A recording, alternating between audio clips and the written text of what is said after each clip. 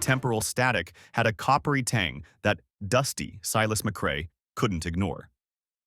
He steadied himself, pressing his boot against the trembling stone of the Whispering Chasm. The chronal pressure gauge on his wrist blared a warning. The rift around him shimmered, causing the cavern walls to seem 100 years older, then newly formed, and then to vanish entirely in the blink of a distorted breath. Stutter's increasing, boss. Clem's voice came through the comm, surprisingly calm despite the disorienting changes. Her helmet light, typically a consistent beam, appeared to flicker erratically due to the temporal distortions. The afflux readings are off the charts. It might be related to that new vein the mercantile house is making a fuss over. Silas grumbled, Might be a pocket of pure paradox, Clem. They're interested in essence, not repairing broken timelines. He sensed a slight shift, a brief skip in time. His gloved hand brushed against a cold conduit and then, moments later, repeated the action identically. He withdrew, a grimace forming on his face. This rift was especially troublesome. The solid thud of Jebediah Ironarm Croft's boots resonated behind them, cutting through the temporal disturbances.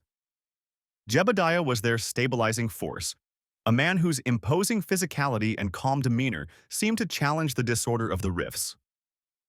He walked with a purposeful, steady pace, already busy setting up portable temporal dampeners. The heavy clank as they deployed provided a reassuring, albeit temporary rhythm, amid the temporal noise. The vein runs deep, Silas, Clem announced, her voice slightly breathless. She was already moving ahead, her agile figure navigating through the flickering cave.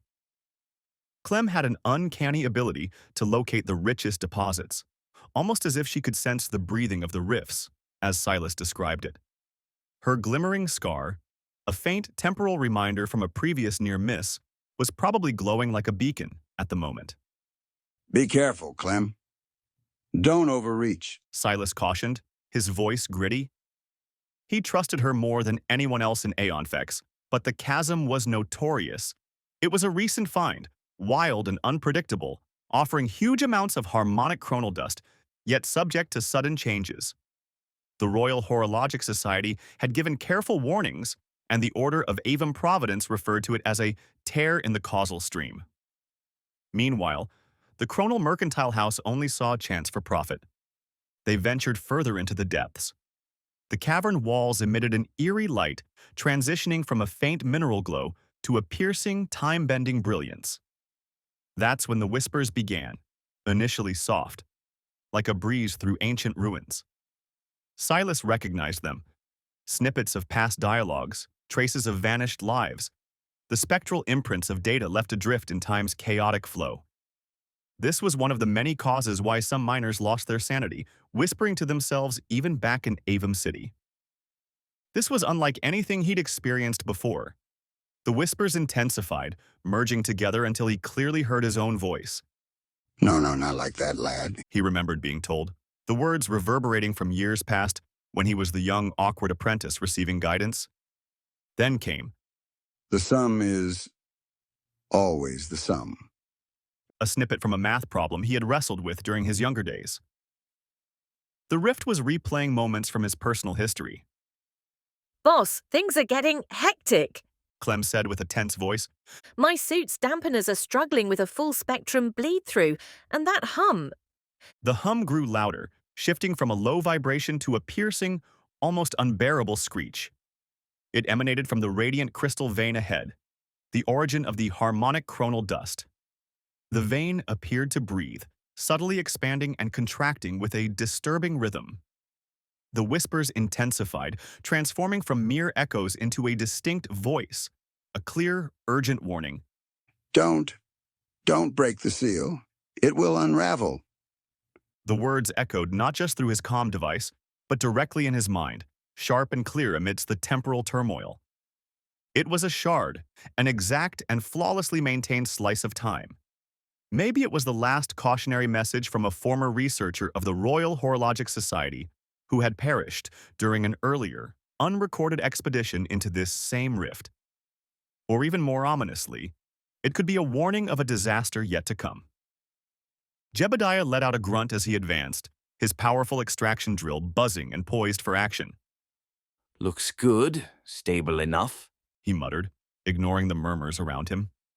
His thoughts were solely on the rock's structural integrity and the best method to harvest the valuable dust. The mercantile house wanted results, and Jebediah was the one to provide them. Silas found himself trapped. The potential output from this vein was vast, enough to secure his team's needs for a whole cycle and allow him to take an extended break from the rifts. The warning was unmistakable. A complete extraction would destabilize the fragile temporal loop surrounding the vein, causing a massive, uncontrolled temporal cascade. This would lead to the creation of more flickerkin, and the timelines could potentially break apart. He recalled the desperate expressions of the unmoored scholar and little Pip in the sanctuary, knowing their existence was the cost of ambition. Jebediah, halt the advance. Silas's voice pierced through the calm, filled with urgency. Jebediah hesitated, slowly turning his helmeted head.